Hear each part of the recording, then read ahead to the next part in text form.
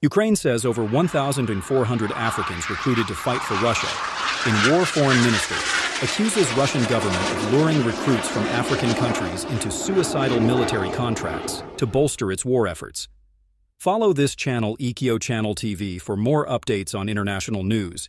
Ukrainian Foreign Minister Andriy Sybiha has said that more than 1,400 people from 36 African nations are known to be fighting for Russia in its war against Ukraine, urging governments to warn their citizens against joining a conflict where they are quickly killed.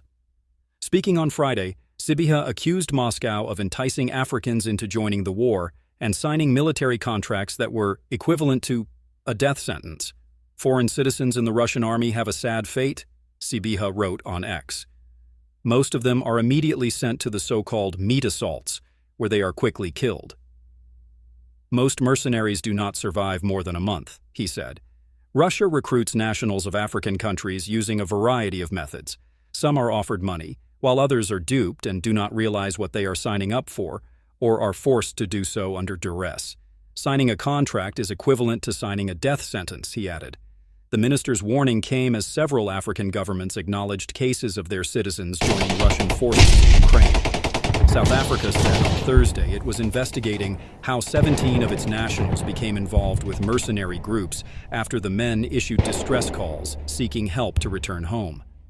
President Cyril Ramaphosa said the South African men aged between 20 and 39 were lured into joining mercenary forces under the pretext of lucrative employment contracts and had issued distress calls after becoming trapped in the Donbass area of Ukraine. A spokesperson for Ramaphosa said it was not yet clear which side the men were fighting on, but Russia has been accused of recruiting men from other countries to fight in the war under the pretext of offering them jobs.